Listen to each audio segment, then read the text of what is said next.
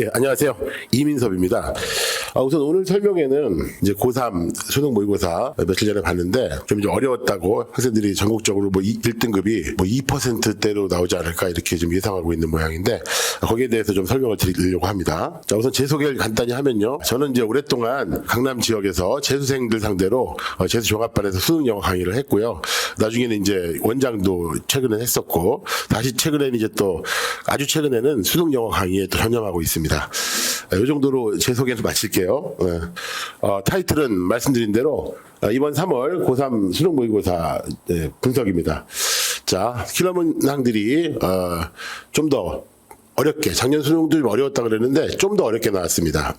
자, 근데 뭐 사실은 대동소이합니다. 그래서 제목을 좀 약간 좀 뭐랄까요, 자극적으로 평행이론이라고 잡아봤어요. 그래서 이제 이렇게 그냥 제가 그냥 무슨 멋부리려고 평행이론이라고 한 것이 아니라 모든 게 기출문제 속에 답이 있다는 걸 보여드리고 싶어서 그렇습니다. 이제 EBS가 사실상 이제 비연계가 됐기 때문에 이제 기출이 최고의 텍스트고 기출 위주로 공부를 해야 되는데 왜 또 그래야 되는지를 또 설명도 드리고 싶고, 자, 이렇게 할게요. 4문제를 총 제가 갖고 왔거든요. 자, 그 중에 2문제는 뭐냐면, 엊그저께 시험본 오답률 1, 2위 문제입니다. 지난주 고3, 모의고사의 1, 2, 오답률 1, 2 문제, 킬러 문제 중에 킬러 문제죠. 그리고 이번 1, 2 문제, 오답률 1, 2 문제가 작년 수능, 그러니까 최근 수능이죠. 그러니까 몇 달 전에 봤던, 작년 수능 역시 오답률 1위 문제와 어떤 똑같은 패턴을 갖고 있는지, 논리 패턴을, 함정도 똑같고 함정의 종류가, 그리고 또 하나 이번 시험의 오답률 2위 문제는 또 작년 6월 평가원의 오답률 2위 문제와 또 어떻게 똑같은지, 제가 그 평행이론이라는 이름을 붙여서 좀 말씀드릴 텐데, 저 고2 부모님들은 아마 약간 좀 동기부여가 안 되실 수도 있는 게 좀 약간 좀 제가 환상을 깨는 좀 말씀을 드리면, 고2 성적이 좀 잘 나왔을 거예요, 이번에. 이제 고3하고 다리 좀 쉽게 나왔는데, 원래 고2는 쉽게 나오죠, 고2는. 수능 모의고사가. 그러니까 그 성적을 기준으로 삼으면 안 됩니다. 특히 이번에는. 그리고 항상 그렇습니다, 그것은. 예컨대, 제가 이제 막 제 강의를 듣기 시작한 고2 애들, 93점, 95점 이렇게 나오는 학생들입니다. 94점, 95점 이렇게 나오는 학생들 풀려보니, 그 고3 거를 풀려보니까 이번 시험에는 94점, 95점 맞은 학생들이 94점 맞은 학생이 78점, 95점 맞은 학생이 이 시험, 제가 지금 말씀드리는 고3 시험으로는 77점 이렇게. 94, 95가 78, 75로 나오더라. 같은 시간 내에. 그러니까 이제 고1이다 고2 모의고사는 말이 수능 모의고사지, 문의만 똑같고, 문의만 그냥 겉보기에 어떤 유형만 똑같은 것이지, 그 내용을 들어가 보면 완전히 다릅니다. 완전히. 그러니까 아주 그냥 천지 차이입니다. 그러니까. 뭐가 천지 차이냐? 일단 어휘가 다르고요. 문장 구조도 되게 쉽고, 그리고 제일 중요한 것은 고1, 고2 문제에서는 논리를 물어보지 않아요. 그러니까 어려운 무슨 역논리라든가 어떤 논리를 꽈놓는다 이런 걸 전혀 물어보지 않고 매력적 오답도 없어요. 그래서 웬만하면 대충 보면 맞춥니다, 그냥. 예. 그래서 거기서 90 몇 점 맞고 이제 1등급이다 해서 이제 자만 내지는 방심하다가 이제 고3 올라와서 70점 맞아 봐야 그때는 이제 사실 좀 늦은 겁니다, 사실 어떻게 보면. 물론 그때부터도 열심히 하면 되겠지만은 다른 과목도 해야 되잖아요, 고3 때. 예. 그래서 이제 근데 이제 우리 애는 고2인데도 모의고사가 1등급이 안 나왔는데 어떡하지? 라고 생각하면 너무 그걸 또 이렇게 좌절하실 필요는 없어요. 왜냐면은 어차피 제가 말씀드린 대로 고2 모의고사에서 1등급 나와봤자 별 의미 없다라는 거예요. 예. 그러니까 1등급이건 2등급이건 3등급이건 다 대동소이 하다라는 거예요, 제 말은. 예. 자, 이제 제가 너무 이제 공포 마케팅을 한 것 같은데 이게 팩트입니다. 예. 자, 들어가 보겠습니다, 이제. 어째서 평행이론이냐? 일단 코드를 2개를 한번 갖고 와봤어요, 제가. 오답률 1위끼리의 코드, 오답률 또 2위끼리의 코드. 그러니까 기출과, 그러니까 지난주에 봤던 고3 모의고사의 킬러 문항과 작년 기출, 아까 말씀드린 대로 이렇게 비교하면서 설명을 드리겠습니다. 우선 첫 번째 코드는, 코드 A는 마이너스와 마이너스의 컨트라스트, 대조입니다. 자, 이게 무슨 말이냐면요. 자, 작년 수능 킬러 문제에서도, 자, 앞뒤가 이제 앞에도 부정적 개념, 뒤에도 부정적 개념 이 두 개를 대조시켜 놔가지고 애들 다 틀렸습니다. 자, 이번도 밭을 딱 이렇게 사이에 두고 밭. 그러니까 앞뒤가 이제 이건 어휘 문제였는데 앞에 이제 그 뭐 붕괴된다라는 여기 2번 선택지였는데 근데 이제 뒤에는 그러나니까 이제 여기서는 주어도 똑같았어요. 앞에는 economy, 뒤에도 뭐 무슨 비슷한 말이 나왔습니다. 그리고 또 이제 그 동사 자리에 뭐가 나왔었냐면은 앞에가 이제 근거가 되고 뒤에 이제 2번 밑줄이 나왔었는데 답이 2번이었거든요. 네. 그러니까 이 형태가 마치 그 기시감이라고 하죠. 데자뷰 현상. 작년 수능 때 봤던 딱 그거였습니다. 자, 무슨 말인지 되게 너무 추상적으로 들리실 텐데 실제로 이제 살짝 강의가 되겠습니다. 지금부터는. 자, 너무 어렵지는 않게 이제 너무 디테일하지 않으면서도 좀 이제 강의가 아니라 설명이니까 최대한 이제 좀 쉽게 하려고 노력은 하겠습니다만 최고 킬러 문제이기 때문에 약간 좀 난해할 수도 있습니다. 자, 지금 이제 현재 수험생들이 아니시다 보니까 옛날에 공부 많이 하셨겠지만 자 이제 약간 강의 반 설명의 반 들어가 볼게요. 자, 요겁니다 바로. 요게 이제 example 1인데요. 네, 지난주 3월 23일이죠 정확히. 고3 전국 모의고사 오답률 1위 문제고요. 네, 이게 오답률이 81%. 이게 엄청난 거죠 이게. 오답률 81%라는 얘기는 정답률이 19%라는 얘기인데 생각해보세요. 이게 주관식이 아니잖아요. 객관식. 그리고 오지선다인데 그잖아요. 어떻게 보면은 그냥 다 찍어도 정답률이 20% 나와야 되잖아요. 근데 20%가 안 나온 문제입니다. 과거 상대평가 때 이렇게 20%를 깬, 즉 오답률이 80%가 넘어가는 킬러 문제들이 간혹 나왔었는데 요즘에 이제 그런 또 추세로 돌아섰습니다. 문제 수준이 그때하고 맞먹거나 더 높습니다. 오히려 절대평가 시스템이긴 하지만은. 자, 뭐 각설하고 들어가 볼게요. 지금 방금 말씀드린 대로요. 답부터 말씀드릴게요. 답이 이제 2번 밑줄 rise였습니다. 그러니까 좀 훈련이 잘 돼 있는 학생 같으면은 별로 어렵지 않게 아주 단시간에 1번 체크하고 2번 체크하고 답이네 하면서 굉장히 빨리 풀 수도 있는 문제였는데 함정에 빠져서 3번, 4번, 5번 다 봤는데 답이 없죠. 왜? 2번을 놓쳤으니까. 답은 2번인데 그럼 3, 4, 5번은 다 맞는 거잖아요. 근데 그게 좀 3, 4, 5번이 좀 어렵게 나왔어요. 특히 4번이 굉장히 난해하게 나왔기 때문에 굉장히 고민하다가 4번이 함정이었거든요. 4번에 빠지고 말았습니다. 그러니까 그 4번 함정은 중요한 게 아니라 요 2번 함정, 그러니까 정답에서 어떻게 함정을 펴놨느냐 거기에 빠졌으면 이제 날아가는 겁니다. 이거 시간은 시간대로 엄청 잡아먹고 결국은 틀리고. 자. 무슨 얘기냐? 잠깐 볼게요. 이제 약간 강의를 하지 않을 수 없는데 잠깐 볼게요. 과거엔 말이죠. 우리가 그 인생에 대해서 많은 걸 배웠어요. 누구로부터? 그 elders, 그 어르신들의 어떤 지혜로부터 많은 걸 배웠는데 오늘날은요. 이렇게 이제 과거와 오늘날이 이렇게 대조가 되고 있죠. 예, 시간상 대조라고 합니다. 뭔가가 이제 대조가 될 거 아닙니까? 자, 그 대다수의 어떤 그 우리가 받는 메시지, 뭐에 대해서 how to live a good life, 아주 좋은 인생을 사는 법에 대해서 이것이 이제 어디서부터 오냐면 not from 블라블라 그랬습니다.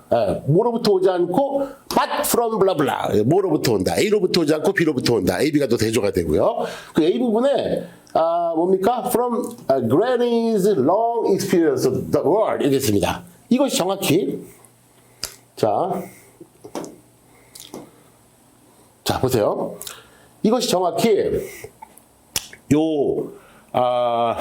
from the wisdom of our elders가 not 다음에 나오는 from granny's 할머니의 오랜 그 세상 경험하고 일치하는 부분이 돼야 되죠. 왜? 이 과거와 현재가 대조가 될 텐데 과거에는 어르신들의 지혜에서 어떤 사는 법을 배웠어요. 근데 오늘날은 이제 그게 아니라 그랬으니까 정확히 not을 빼면 이 from 이하는 요 from 이하와 똑같을 수밖에 없기 때문에 자 1번이 맞느냐 따졌을 때 맞죠. 왜요? 할머니의 오랜 경험이다. 그러면요. 그것이 어르신의 지혜잖아요. 그죠? 그래서 1번은 아주 쉬운 어휘 문제였습니다. 통과. 누구든지 1번을 답으로 찍은 학생은 거의 없더라고요. 그래서 자, 문제 2번인데요. 보세요. 자, 일단 뭐 지금 강의하고 똑같이 할 수 없으니까 좀 건너뛸게요. 자, 우리가 우리의 삶에 만족을 하면요. 우리는 뭔가를 purchase, 구매할 어떤 burning desire, 어떤 불타는 열망을 느끼지 않게 될 것이고, 그래서 그 economy, 경제가 붕괴할 것이다 그랬어요. 네, 붕괴라는 어떤 그 부정적인 단어가 나왔죠. 그러나 한 다음에 이제 또 당연히 대조가 됩니다. 대조 역접이. 만일 우리가 만족하지 않으면 그랬습니다. 좀 전에 만족하면 그랬는데 이번에는 앞에다 on을 붙여가지고 만족하지 않으면 그랬으니까 뭐 다른 거 그냥 휙 넘어가면서 그 주어 부분도 여기 economy하고 여기 sales figures하고 매상 어떤 판매 수치하고 비슷한 개념이잖아요. 그러다 보니까 그걸 서술할 때 동사를 rise를 쓴 것은 일견 적합해 보이죠. 네, 공부를 좀 얄팍하게, 그러니까 논리를 가장한 비논리, 그러니까 치밀한 어떤 라지컬 띵킹이 아니라 그냥 뭐 대충 논리라는 미명하에 대충 그냥 이렇게 막 날로 먹으려는 그런 엉터리 뭐 강의라든가 엉터리 공부를 한 학생들을 이렇게 낚기 위한 떡밥이 바로 뭐냐면 맛이었습니다. 무슨 말이냐면 제가 좀 빨리 하려다 보니까 좀 더 어려워지는 것 같은데 조금 천천히 하겠습니다. 좀 차근차근히. 자, 여기 보세요. 다시 한번 말씀을 좀 드릴게요. 이게 이제 떡밥이었습니다. 애들이 그러다 보면 이제 아주 환장합니다. 그러니까 자, 또 나왔네 하면서 배운 대로 나왔다. 평소에 연습한 대로 나왔어 하면서 요 2번 밑줄은 rise인데 이거는 collapse의 대조가 돼야 되니까 그 주어 보니까 여기 주어가 economy고 여기 주어는 sales figures니까 그게 그거니까 밭 앞에는 자 삶에 만족하면이고 밭 뒤는 반대로 불만족하면이니까 만족하면 경제가 붕괴하고 살 의욕이 없으니까 어떤 동기가 없으니까 자, 그 불만족하면 반대로 그러니까 반대니까 rise는 적합하지 않냐. 자, 1번도 쉬웠는데 2번도 쉽구나. 통과 하다가 이제 3번으로 갑니다. 자, 3번이 좀 알딸딸했어요. 그래서 여기서 이제 사실은 문제풀이가 끝났어야 되는데 안 끝났다고 이제 해볼게요. 대부분의 학생들이 이제 여기서 오답률이 81%다 보니까 대부분 틀렸다고 보고요. 자, 이제 어떻게 낚이는지를 좀 보여드리려고 그래요. 어떻게 낚였는지 실제로 실전적으로 말씀을 드리는 겁니다. 지금. 자, 결론을 다시 한번 말씀드리면 답은 2번이었다고요. 이게 반대말은커녕 콜랩스와 같은 개념으로 콜랩스 붕괴된다, 드랍 떨어진다 이렇게 돼야 되는 것이고 그건 결론입니다. 그러니까 자, 실전에서는 그걸 이제 놓쳤다고 치자고요. 대부분 학생들이 놓친 것이 현실이니까. 자, 그래놓고 이제 자 3번 문제를 풀러 갑니다. 이제 이거 다 읽었다는 전제하에 하는데 지금 이제 강의가 아니니까 그 이제 제가 필요한 부분만 말씀을 드리는 거예요. 자, not surprisingly. 보통 이제 surprisingly 하면 놀랍게도 하면 but과 동의어죠. 그러나죠. 역접이죠. 근데 앞에 not을 이제 붙이면 not surprisingly 하면 놀랄 것도 없이니까 그러므로가 됩니다. 아니면 즉이라든가 순접이 되는 것이죠. 그러니까. 자, 어쨌든 뭐. 그래서 이제 순접으로 흘러가는데 여기 보세요. 여기에 의도된 어떤 방식이란 말 나왔는데 이걸 해석은 안 했죠. 결과만 말씀드리는 거예요. 이거 좀 살짝 까다로웠어요. 근데 좀 훈련이 약간 좀 된 상위권 학생들 같은 경우는 자, 어떻습니까? 어떨까요? 자, 요거 풀 수 있어요. 3번은. 어렵지만 아주 어렵진 않아요. 자, 요것이 바로 앞에 있는 designed의 패러프레이즈예요.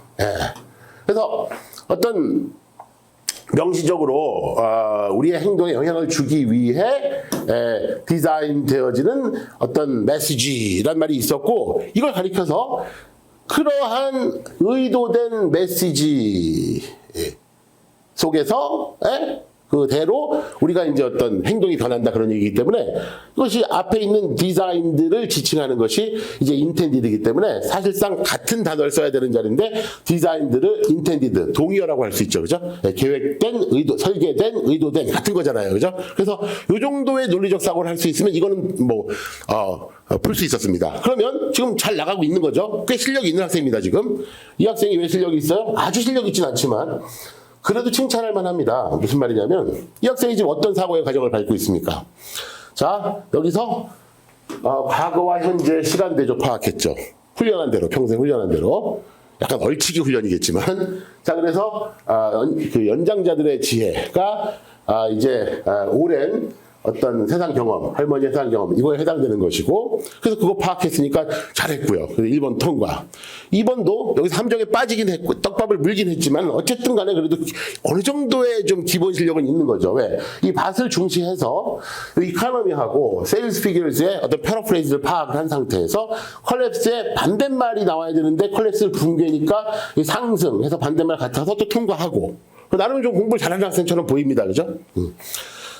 근데 틀렸다는 얘기죠. 결론을 먼저 말씀드리면. 자, 그 다음에 3번. 3번이 약간 까다로웠지만, 여기서 이제, 이 설계된, 계획된, 이 말이 intended로 패러프레이즈 된 거를 확인할 수 있었다면, 그 또한 좀 칭찬해 줄만 하긴 합니다. 자, 그 다음에, 여기서, 이제 문제 4번입니다. 이게 상당히 난해했습니다. 결론을 또 말씀드리면 4번의 결론은 이게 있어도 이 전체 지문이 별 문제가 없고요. 없어도 별 문제가 없는 그 설명드리자면 긴데 설명 안 하겠습니다. 그야말로 함정이었습니다. 대부분 이걸 찍었습니다. 이걸 찍었다면 그래도 상위권은 상위권입니다. 약간 얼치기 상위권이지만 이 학생들은 결국 고2 때는 100점, 97점 맞지만은 고3 때는 죄송한데 이거 한 문제만 틀리면 오답을 잃으니까 97점 아니냐? 그렇지 않습니다. 예, 정도의 차이가 있지 이런 문제들이 도체에 깔려있기 때문에 결국은 88점, 89점으로 끝나버립니다. 1등은 못 맞습니다. 그러니까. 예, 그래서 이 설명을 하는 거예요. 자, 그 다음에 이제 5번까지 말씀을 드릴게요. 5번은 좀 쉬웠습니다. 5번은. 그래도. 왜요? 자. 어떤 실망감을 느끼면서 라는 말 나왔거든요. 네, 여기, spend, 그 다음에 어떤 시간 나오고, ing 개념인데, ing 2번 나와서 end로 병렬되면서요. 자, 많은 그 시간을 보낸다는 건데, 뭐 하면서, 뭐 어떤 필요한 물품을 사면서, 그리고 또 뭐 하면서 실망하면서 그랬는데, 자, 이 실망한다는 어떤 감정이 나오면, 뒤에 나오는 투부정사는 그 원인을 나타낸다고 이제 보통 중학교 때부터 배우거든요. 기본이거든요, 이건. 그래서 요게 원인이니까 이것이 결과가 돼가지고, 인과관계만 따져보면 되는데, 보세요. 자, 어떤 만족을 발견하지 못하니까 그 결과 실망하는 건 맞죠. 5번은 그래도 비교적 쉽습니다. 그래서 아싸 5번 쉽네 하면서 역시 4번이 문제겠네. 왜? 아까 이미 원초적인 함정에 빠져 있어 이 학생이요. 자 무슨 말이에요? 자 여기서 너무 더럽네요. 잠깐만요. 지우고 할게요. 여기서 지금 세 번째 말씀드리는 것 같은데 답이 이제 2번인데 이걸 놓쳤어요. 왜? 밭이라는 떡밥을 물고 이제 전사한 상태야 이미. 좀비가 돼가지고 이제 막 날뛰는 거예요. 그러다가 자 학생들을 날뛴다고 표현해서 죄송합니다. 어쨌든 이미 사망했어요. 이 학생은요. 여기서 이거 놓치면 끝나는 거예요. 사실은요. 예. 그러면 3번을 가까스로 통과해서 4번에서 물음표를 찍어놓고 5번은 이제 뭐 쉬운 거니까 인과관계로 5번은 오케이. 그래서 사실 자신감 있게 4번을 찍은 애들도 있을 거예요. 왜? 1, 2, 3번, 5번이 확실하니까 뭐 오답 속어법 해가지고 4번은 뭐 어쨌든 답이다 이렇게. 그래서 아마 맞았다고 생각하는 학생들도 많이 있었을 거라고 봅니다. 예, 이렇게 정확히 의도한 문제입니다. 이런 문제가 도처에 있습니다. 그러니까 이제 이것이 오답률 1위라고 해서 절대평가의 함정인데 오답률 1위는 그냥 제끼면 되는 거 아니야? 그러니까 선생님들도 좀 죄송하지만 이러면 안 되는데 이런 경우가 많이 있는 것 같더라고요. 절대평가 된 다음에 약간 좀 그걸 무슨 전략이라고 해야 돼? 이게 바보 같은 전략인데 전략도 아니죠. 그러니까. 좀 설명하기 힘든 거 나오고 그러잖아요. 그럼 애들을 위로할 겸 본인도 위로할 겸 스스로도 하면서 야 이런 거는 제끼자. 이런 거 제끼고 97점 맞으면 되잖아.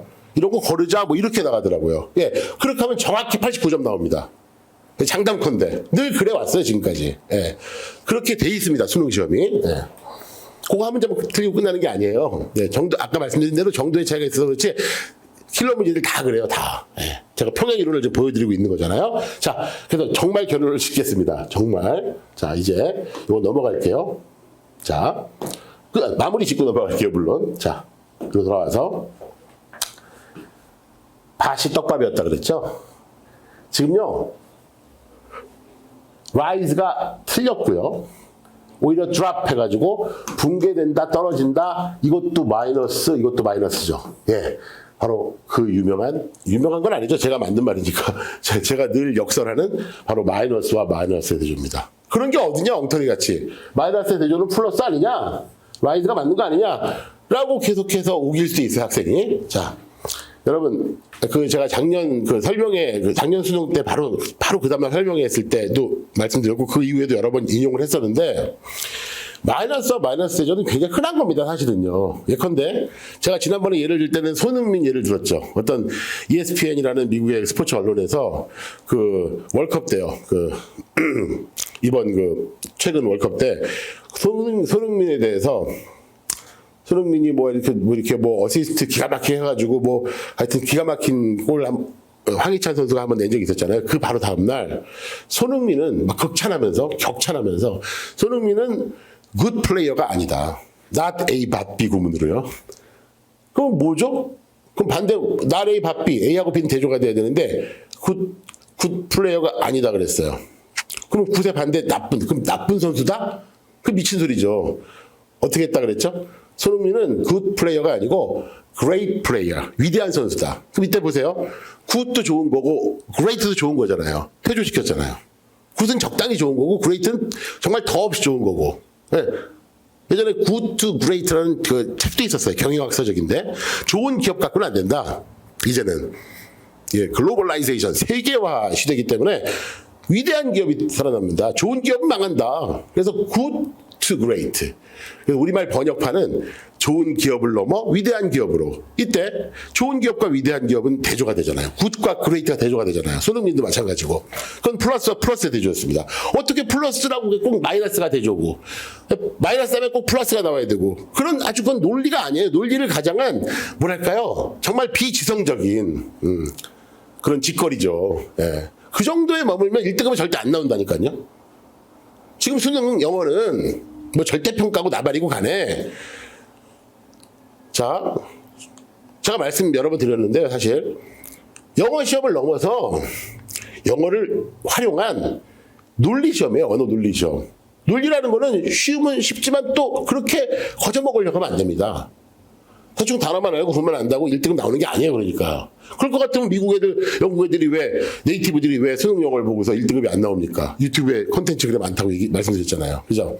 자, 그러니까 플러스의 대조도 얼마든지 많은 것이고, 앞 대조는 되게 다양한 거예요. 마이너스와 마이너스 대조? 자, 결혼하면 후회할 거다. 자, 여보세요? 결혼하면 후회할 거다. 예를 드는 거예요. 그러나 결혼하지 않으면 그래도 마찬가지로 후회할 거다. 될 수 있잖아요, 얼마든지. 아시겠습니까? 여기서 중요했던 건 뭐였냐면 사실은 밭을 보고 흥분해서 말이죠. 이걸 놓친 거야, 이거를. Likewise, similarly, by the same token. 마찬가지로 이걸 놓친 거예요. 아니, 선생님 밭이 더 중요한 거 아닙니까? 이렇게 물어보는 학생들이 있어요. 여기서 이게 더 중요하죠. 왜? 밭은 말씀드린 대로 꼭 앞이 마이너스라고 얘가 플러스가 돼야 된다는 그런 법이 없는 거예요. 네, 그럴 때가 많긴 많지만 마이너스면 플러스, 플러스면 마이너스 많지만 둘 다 플러스, 둘 다 마이너스 얼마든지 있기 때문에 이 likewise,가 뜨면 이게 우선한다는 거죠. 이게 무슨 공식이냐? 이거 공식이 아니라 이게 논리예요. 이게 지성적 사고고. 이 정도가 돼야 1교시 국어 비문학도 잘 보는 거고요. 공부도 재밌는 거고요. 이 정도가 돼야 영어도 1등급이 나오는 거예요. 단순히 단어만 듣다 외우고 구문 공부만 한다고 1등급이 나오질 않아요. 그거는 그냥 수능 영어를 위한 필요 조건일 뿐이지 충분 조건은 되지 않거든요. 필요 충분 조건을 만족시키려면은 논리가 돼야 되는데 논리라는 것이 앞에가 마이너스면 뒤에가 플러스고 그게 논리가 아니에요. 그건 장난치는 거지. 딱 함정에 빠지기 좋은 거예요, 그게. 제가 너무 좀 화난 것처럼 보이지만 그 강의 평소에 제 강의 스타일이기 때문에 오해하지 말아주세요. 자, 이래야 애들이 졸질 않거든요. 제가 오늘은 상당히 한 50% 정도는 강의에 가까운 걸 그런 모습을 보여드리고 있는데 약간 좀 죄송하기도 하고 어머님들이 수험생도 아닌데 그러나 뭐 어쩔 수 없습니다. 제 심도 있는 설명회가 되기 위해서는 지금 약간은 강의의 형태를 줄 수밖에 없어요. 강의는 이거보다 훨씬 더 재밌게 합니다. 제가 더 알기 쉽게 하고 변명 같지만 자, 그러면 더 중요한 얘기 할게요. 아까 예고한 대로 평행이론입니다. 이게 갑자기 이게 튀어나온 거냐? 아닙니다. 정확히 몇 달 전에 이거보다 더 중요한 시험 실제 수능에서 오답률 1위는 어땠느냐? 짜잔, 짠! 여기 보세요. 예, 리샘플, 자, 리샘플 2입니다. 그러니까 같은 마이너스와 마이너스의 대조입니다. 이건 제가 이제 여러 번 그동안 설명을 했었죠. 할 때 이거 제가 인용을 했었습니다. 자, 수능본 바로 다음날도 했었고. 여기 보세요. 여기 일단 수능에서 기본적으로 이제 패러프레이즈는 이렇게 잘 파악을 해야 돼요. 그거 먼저 말씀을 드리면 이것은 이제 세그레이션 분리에 대한 건데 뭘 분리하냐면 우리의 의식을 뭘로 현재, 과거, 미래로 분리하는 것. 이것이 소재입니다. 이게 총 5번 나와요. 그걸 뭐라고 또 하냐면 구조화 시키는 거예요. 우리의 시간에 대한 의식을. 그다음 세 번째로는 아주 뚜렷하게 그 디비전 나누는 거죠. 시간을. 과거, 현재, 미래로. 세 번째 나왔죠 벌써? 한 번 더 나옵니다. narrowing, 좁히는 거예요. 우리의 시간에 대한 인식을. 이게 좀 어려운 패러프레이즈였죠. 한 번 더 나옵니다. 네. 자, 이건 좀 쉽죠. 파티셔닝 하는 거예요. 이렇게 구분을 시키는 겁니다. 이렇게 시간을. 이렇게. 이 5개가 정확히 같은 표현이고요. 시간을 현재, 과거, 미래로 이렇게 나누는 것에 대한 글이었는데, 이것이 어쨌다? 예, generally, 일반적으로 봤을 때는 뭐 나쁠 게 없다는 겁니다. 나쁠 게 없다는 겁니다. 나쁠 게 없다. However, 자, 조금 흥분한 감이 있는데, 차분하게 할게요. However, 그러나, in the case of climate change, 기후변화의 경우에는 나쁘다란 말이 나오겠죠. 그죠? 예, 오도한다는 거죠. 그리고 더 중요한 건 뭐예요? has hidden, 감춰왔다는 거예요. 감춘다는 거예요. 뭐를요? from B가 뭐잖아. 시야로부터 뭘 감춰버리냐면은 어떤 responsibility, 책임의 정도를, 예, 우리 살아있는 사람들, 현재 살아있는 사람들의 책임의 정도. 그러니까 후손한테 어떤 우리가 피해를 끼치지만 그 책임을 못 느끼게 만든다, 뭐 그런 얘기예요. 자, 그러다가 이제 빈칸으로 갑니다. 가서, 자, 그러니까 결론입니다, 이게. 기후의 케이스에서는 그것이 빈칸이기 때문이 아니다. 뭐이기 때문이다? 자, 그것이 빈칸이기 때문이, 그러니까 A라고 할게요, 이거를요. 아니고, 그것은 뭐이기 때문이다. 이 that은 because의 뜻입니다. It is not that, it is but that, 뭐 이렇게. A 때문이 아니다, B 때문이다. It is not that, it is that, A 때문이 아니다, B 때문이다. 그럼 여기가 이제 B인데요. 자, 여기서 B 부분에서 이제 부정적인 말로 끝나잖아요. 네. 책임의 문제. 자, 자, 이 question of responsibility, 책임의 문제가, 과거와 미래에 대한 책임의 문제가 did not arise naturally. 자연스럽게 떠오르질 않는 거예요. 예. 이게 이제 책임의 문제가, 그러니까 책임의 문제가 떠오르지 않는다. 부정적으로 돼 있잖아요. 그죠? 근데 이건 it is not that, it is that의 contrast, 대조란 말이에요. 그럼 여기는 긍정적인 말이 나와야 될 것 같아요. 예? 아까 저 엉터리 논리로 보면 얄팍한 논리 아닌 논리, 비논리죠, 사실은.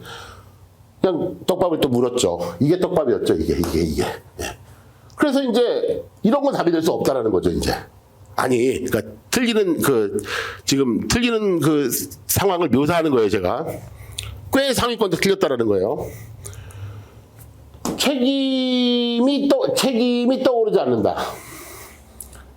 책임을 부인한다. 이건 같은 말처럼 느껴지는 거죠. 이것도 부정, 이것도 부정. 주체도 똑같이 책임. 이것도 책임, 소재가, 이것도 책임. 근데 이것도 책임이 떠오르지 않는 부정이야? 이것도 책임을 부인하는 거야? 부정이야? 그러니까 이것이 대조가 될 수는 없는데, 분명히 그 구조는, 여기 it is not that A, it is that B니까 A하고 B는 여기 not이 있기 때문에 이거 A하고 B는 대조가 돼야 되는데, 그러므로 다른 건 몰라도 이건 안 된다, deny 때문에. 이렇게 딱 지워놓고 1, 2, 3, 4번 이렇게 고르다 보니까 답이 없어요. 왜? 답이 5번이거든. 그래서 오답률이 이것도 80%가 넘어가는 경이로운. 무슨 말인지 아시겠어요? 똑같지 않습니까? 불과 몇 달 사이에? 그래서 중간 결론을 말씀드리면 기출 속에 답이 있는 거예요. 근데 기출 분석을 그냥 어설프게 한번 풀어보고 맞았다, 틀렸다, 틀렸으면 해석이나 한번 해보고 단어나 찾아보고 끝. 이게 기출 분석이 아니에요. 실력 하나도 안 늘어요. 공부한 느낌만 나고 점수는 그 자리에 그대로. 난 지금도 점수 97점인데 그거 자기 점수 그거 수능 점수 아니라니까요. 죄송한데 좀 고2 모의고사 대부분 잘 보셨기 때문에 제가 찬물을 끼얹고 싶어서 그러는 거예요. 저도 잘 알아요. 고2 모의고사 다 잘 본 거 알아요. 예, 못 봤던 상관없고 그게 그거니까. 어차피 그거 뭐 의미 없는 시험이니까. 거기엔 이런 논리가 하나도 없어요. 그냥 영어만 좀 되면 다 맞추도록 나왔어요, 그냥. 예, 그러니까 무늬만 수능이에요. 그거는 수능이 아닙니다. 이거부터가 수능이에요. 예. 예, 그래서 그냥 부랴부랴 설명을 지금 하는 거예요. 자꾸 반복되는 말씀을 드려도 좀 지루하시겠지만. 자, 그러면 이제 이 절반 했고요. 절반이라기보다는 한 70% 했어요. 자, 나머지 좀 빠르게 좀 이렇게 진행하겠습니다. 두 번째 코드입니다. 바로 메타포입니다. 이게 말이죠. 우리말도 한국어도 참 메타포를, 은유를, 비유를 많이 쓰잖아요. 근데 그래서는 잘 안 쓰죠. 영어는 그래서 더 많이 쓰죠. 그러니까 말에서도 많이 쓰지만 그래서 훨씬 더 많이 쓰고. 근데 문제는 뭐냐면 그게 국어로 돼 있으면, 한국어로 돼 있으면 그 정도 메타포는 충분히 이해합니다. 근데 영어라는 이유만으로 애들이 메타포만 노리고 나오면 다 틀려요. 그래서 오답률이 3위 안에 항상 들어가요. 1, 2, 3위 안에. 킬러 문제가 돼버려요. 쉬운데도. 네. 그거를 평행이론으로 또 설명을 드릴게요. 일단 2번 문제를 가지고. 자, 이게 또 example 1. 자, 따끈따끈한, 지난주에 봤던 고3. 이번엔 2위입니다. 아까 1위를 했고 이번엔 2위입니다. 함의추론이라 그래서 밑줄 친 부분에 문맥상 의미를 물어보는 것인데 빈칸 추론과 동일합니다. 왜 동일하냐면 밑줄 친 부분 이거거든요. 이거. 예. 이거를 아예 읽지를 말아요. 이거를요. 이걸 빈칸이라고 생각해야 돼. 빈칸이라고. 이걸 읽잖아요. 그럼 오히려 낚입니다. 어떻게 낚이는지 보여드릴게요. 그 낚시질 하는 걸 보여드릴게요. 자, 먼저 이게 어머니도 한번 생각을 해보세요. 21번 함의추론 보통 어렵게 나오는데 오답률이 보통 5위 안에 항상 들어가고 이번에 2위였어요. 자, 이 밑줄 부분의 뜻만 딱 알면 여기 나오는 단어, 이 그림자, 미래 이 단어만 알고 요것만 딱 해석하면 대충 짐작해서 풀 수 있는 문제를 냈다면 잘 낸 걸까요? 평가원 코드는 절대 그렇게 내지 않습니다. 그렇게 냈다면 그것은 평가원에서 낸 문제가 아니고 교육청에서 낸 문제도 아니고 그냥 사설 모의고사, 성의 없이 낸 사설 모의고사, 그것도 거기다가 또 아니면은 그냥 사설 어떤 문제집에서 성의 없이 낸 그런 케이스일 겁니다. 그런 문제는 절대 수능에, 그리고 모의고사에, 그러니까 공적인 모의고사에 나오지 않습니다. 네. 이것만 어떻게 나오냐면 21번 함의추론을 왜 빈칸 추론이라고 하냐면 밑줄 속에 있는 단어는 알아봤자 도움이 안 되고 오히려 알면 낚이는, 어떻게 낚이는지 보세요. 자, 요걸 4번을 답으로 많이 했거든요. 날로 먹으려고 하다가 둘 중에 하나입니다. 아니 둘 다입니다. 첫째는 21번의 경향을 이거 수능의 경향을 모르는 거예요. 대표적인 문제인데 이게 함의추론은 대부분 3점으로 나오고 고배점이고. 두 번째는 뭐냐면 너무 날로 먹으려고 하는 거예요. 그러니까 수능 경향을 모르고 영어 좀 한다고 날로 먹으려는 학생들 다 틀렸어요. 이게. 그리고 그다음에 2위입니다. 자, 보세요. 4번이 그러니까 소위 매력적 오답인데 사실은 수능 기출이 좀 학습이 돼 있으면 이건 절대 안 틀리는 문제예요. 4번부터 제끼거든요. 근데 4번을 애들이 많이 찍었다는 얘기 뭐냐면 수능 공부 너무 안 돼 있는 거고 또 너무 날로 먹으려고 한다는 거예요. 잘 보세요. 4번을 찍은 애들 어떻게 낚였는지 볼까요? 대충 보면서 요거에 그냥 중점을 둔 거죠. 뭐 문맥이고 나발이고 다 때려치고, 자, 전체 내용이고 뭐 다 때려치고, 산다, 뭐 속에? 그림자 속에, 미래 그림자 속에 산다. 이게 뭘까? 보니까 미래는 불확실하잖아요, 보통? 상식적으로. 그 불확실성의 영향 하에 있다. 딱인 것 같잖아요. 이거 왜 이렇게 쉽게 내? 이거만 읽어도 답이네? 이런 식으로. 틀렸죠, 얘. 떡밥 물고 전사한 거죠. 아시겠어요? 예, 이게 수능이에요, 이게. 예. 자, 답은 5번이었는데요. 왜 5번인지 말씀을 드릴게요. 그러니까 기출 속에 답이 있다니까요. 그리고 이게 쉬워요. 쉬운데 왜 많이 틀렸는지도 말씀을 드릴게요. 역시 평행이론입니다. 평행이론으로 요거 다음에 한 문제만 더 작년 6월 오답률 2위를 또 똑같은 평행이론으로 보고 끝내겠습니다. 자, 이건 좀 또 빨리 할게요.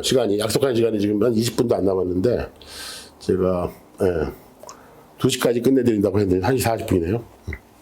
자, 좀 빨리 할게요. 천천히 하다가는 잘못하면 2시 넘어갈 것 같아서. 자, 다 읽지 않겠습니다. 그냥 핵심만 볼게요. 반복되는 말이 핵심이거든요, 보통. 우리가 남을 돕는다 이랬어요. 근데 그 결과가 보세요. At some future date. 미래 언젠가 누군가 다른 사람들에 의해서 우리가 도움을 받는다는 거예요. 이 결과가. 이 말 반복됩니다, 이제. 네 등을 내가 긁어주잖아요? 이게 이제 돕는다는 말과 같은 말이고, 그 사례죠. 예를 드는 거죠. 그러면 이제 이 말이 나오겠죠, 또, 그죠? 나왔네요. 누군가가 네 등을 나중에 긁어줄 거라는 겁니다. By the same token, 이게 좀 전에 나왔던 similarly, likewise, 마찬가지로 이런 뜻이기 때문에 마찬가지 내용이 또 반복이 됩니다. 그래서 우리가 남을 돕는 거, 남의 등을 긁어주는 거, 이게 우리의 행동이고, 이게 우리가 행동해 왔던 것이고, 이것이 우리의 행위고, 뭐 deeds다 행위, 그 다음에 what we have done이다, our behavior다, 이게 다 같은 말이죠, 그죠? 네, 다 같은 말이고, 그게 어쨌다는 거냐, 그래서. 네. 인디스 왜 이런 식으로 계속 순접입니다, 지금. 꺾이질 않아서 한 번도 글이. 역접이 된 적이 없어요. 그래서 계속 똑같은 기조로 흘러내려왔습니다. 이런 식으로 우리의 행동은 뭐예요? 결과를 가진다. 이 말이죠, 결국은. 내가 남의 등을 긁어주면 나중에 누군가 내 등을 긁어주고 그 결과죠. 모든 거에는 결과가 있다는 거예요. 우리 행동에는 반드시 결과가 있다는 거죠. 그래서 우리 모두는 이제 무엇을 알 때 행동이 달라지는 거죠. 네. 자, 뭐뭐에 따라서 행동한다는 얘기죠. 그 얘기는. 우리가 알 때 뭘 알아요? 우리가 미래의 그림자 속에 살고 있다는 것을. 그 그림자, 지금 이 그림자를 가르치는 거예요. 그죠? 는 드리워진다, 던져진다니까 드리워진다. 좀 문학적으로 그림자가 던져진다 하면 너무 투박하니까. 우리의 또 나왔네. 아까 deeds라고 했다가, 뭐 behavior라고 했다가, 또 액션이랑 다 같은 말이죠. 이게 패러프레이즈입니다. 그죠? 패러프레이즈는 기본이에요. 그러니까. 네. 우리 행동에 의해서 그 미래의 그림자가 드리워진다는 거예요. 네, 그만하죠. 자, 뭘까요, 이게? 결국 미래의 그림자 속에 살고 있다는 얘기는 무슨 얘기예요? 이거죠, 이거. 그냥 그대로. 더 볼 것 없이 이거죠, 이거. 우리 행동은 결과를 가진다. 이거 아니겠습니까? 쉽다면 쉽잖아요. 그죠? 자, 보세요. 그래서 이거예요. 결국 reap, 거둔다, 수확한다. harvest의 동의어죠. 우리가 뿌린 대로. 이 sow는 뭐예요? sow, 씨 뿌리다. 이거의 과거분사죠. 우리가 뿌려놓은 것을 우리는 거둔다. 이런 속담도 있잖아요. 왜? 아주 유명한 속담이잖아요. You reap. 너는 거둔다. 네? What you sow. 네가 뿌리는 것을 거둔다. 성경 말씀이죠. 심은 대로 거둔다는 거, 심은 대로 거둔다. 근데 보통 이거는 이제 어른들은 아는데 이제 고3들은 잘 모른단 말이죠, 이거를. 몰라도 이게 뭐 씨 뿌리다, 씨를 뿌렸다는 걸 알면 이것도 수학 기본적인 단어잖아요. 단어를 아니까 풀 수 있어야 되는데 왜 못 풀었을까요? 왜 이걸 답에서 일단 배제시켰을까요? 그러니까 오답률 2위가 나왔죠? 왜 그랬을까요? 무슨 씨를 뿌려? 무슨 수학을 해? 뭐 농사 짓는 얘기 아니었잖아 하고 제일 먼저 이걸 제껴버려요. 이거 어처구니가 없죠. 자, 평행이론 보여드릴게요. 자, 바로 작년 6월 평가원 모의고사 오답률 2위, 똑같은 2위. 아까 이것도 이번 2위, 요것도 2위. 요거는 함의추론, 요거는 빈칸추론. 사실상 같은 유형. 왜? 함의추론이라고 밑줄 친 거만 보고 하면 낚이니까. 빈칸이라고 생각해야 되니까. 아시겠어요? 자, 요게 마지막 문제입니다. 너무 좀 힘드시죠? 자, 오랜만에 강의를 들어가지고. 다시 말씀드리지만 강의는 이거보다 제가 훨씬 더 잘합니다. 지금 설명회라서 약간 좀 긴장도 되고, 또 과연 어머니들한테 이렇게 강의 비슷하게 해도 되나 이런 민망함과 송구스러움도 있고, 그래서 제가 지금 약간 버벅거리는 게 있고 좀 약간 좀 디테일하게 못하기도 하고 뭐 재미도 없고 그런데 제가 봐도 지루하고 강의 이거보다 훨씬 더 애들이 좋아합니다. 자, 뭐 좋아하는 게 중요한 게 아니라 유익해야죠, 굉장히. 예. 뭐 재수강생 아니 그만 제 홍보는 그만하겠습니다. 이거나 빨리 할게요. 이게 마지막 질문이니까. 요거 하고 제 강의에 대해서 잠깐 한 2, 3분간 설명드리고 끝내도록 하겠습니다. 자, 평행 이론이니까 뭐 길게 설명 안 드릴게요. 똑같다는 얘기예요. 또 메타포입니다. 메타포를 애들이 못 알아봐요. 자, 잠깐 보면 그 젊은 오늘날의 그 아티스트이죠. 그 디지털 기술을 사용하는 어디서 그 이거 다 강의하면 안 되니까 간단히 할게요. 하여튼 그 디지털 기술을 사용하는 오늘날의 그 젊은 아티스트들은 컴퓨터에 대해서 언급을 거의 안 해요. 자기 자신을 컴퓨터 아티스트라고 부르지를 않아요. 비평가들도 거의 그렇게 뭐 의식을 안 하고요. 이것은 대조가 돼요. 뭐야, 30년 전과. 그때는 어땠어요? 네?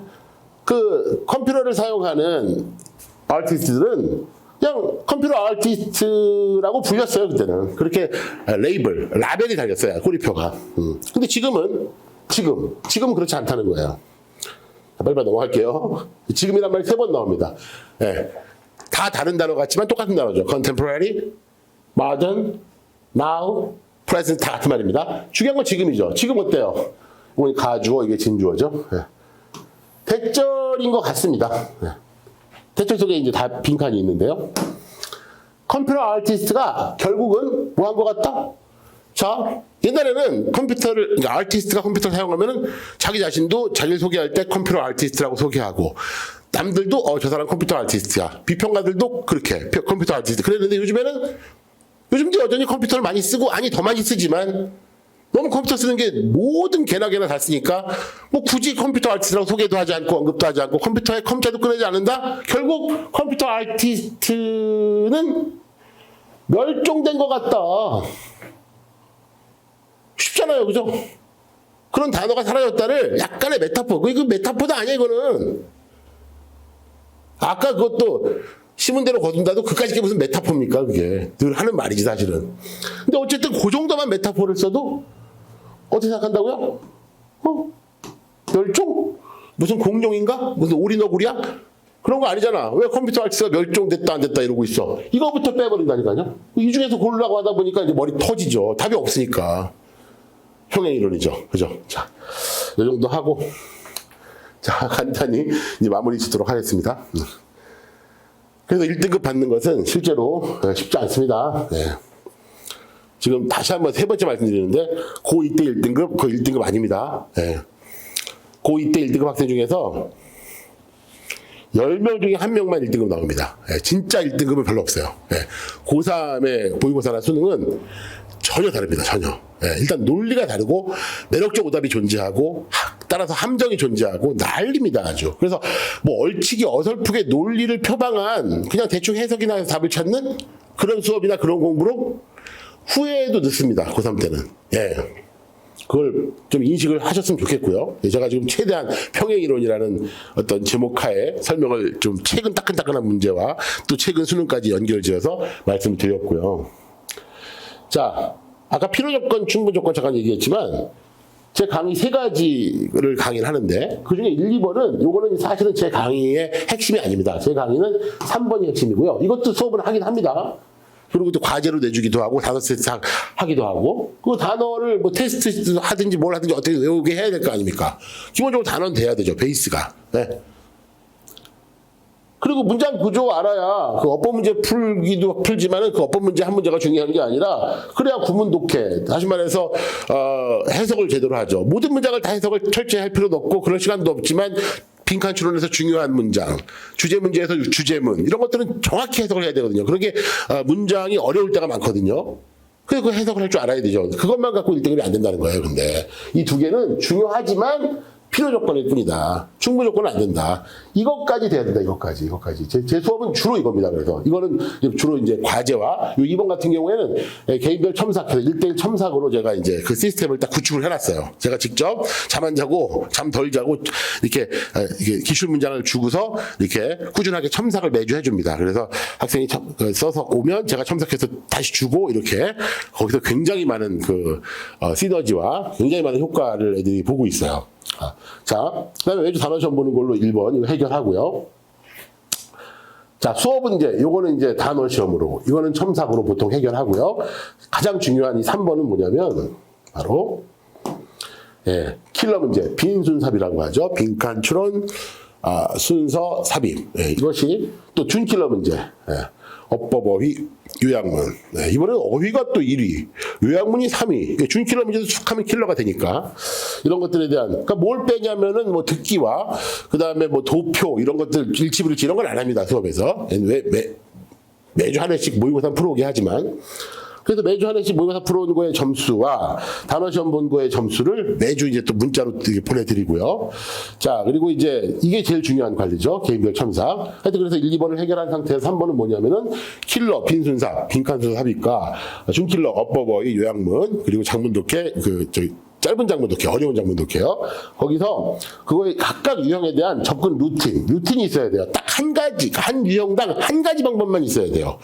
무슨 삽입 문제인데 뭐 주어진 문장 속에 연결사가 있는 경우 없는 경우로 분류하고 그거 하다가 시간 나가요. 실제로 써먹을 수도 없고. 삽입 문제 이렇게 해라. 순서 문제 이렇게 해라. 이렇게 딱 한 가지씩만 숙달되게끔 아주 정립이 돼 있어야 됩니다. 그 방법이. 그걸 수업 시간에 해주고요. 그런데 논리가 가장 중요하다고 했는데 그 제일 중요한 논리는 인과와 대조. 이게 양대 논리죠. 이걸 간파하면서 패러프레이즈가 밑에 이제 깔려야 되겠죠. 패러프레이즈인 걸 파악하는 것. 굉장히 중요한 훈련인데, 이런 것으로 빈칸, 순서, 삽입, 함의 추론, 제목, 어법, 어휘, 요약문, 장문 독해까지, 장문 독해 중에 쉬운 장문 독해 빼고요. 이런 것들로 이제 수업이 구성되고 관리가 또 이렇게 진행이 되고, 저는 이제 수능을 오랫동안 강의를 했고 누구보다도 또 제가 이제 수능에 대한 연구를 많이 해왔던 사람으로서 또 검증도 됐고요. 또 뭐 아시는 분도 계시겠지만 자신 있게 말씀을 드리고요. 자, 고1, 고2 때 이제 좀 현재 성적 그거 진짜 성적 아니니까 제발 믿지 마시고요. 제대로 된 공부를 시작할 수 있기를 바랍니다. 제 수업은 여기 지금 안 떠 있는데,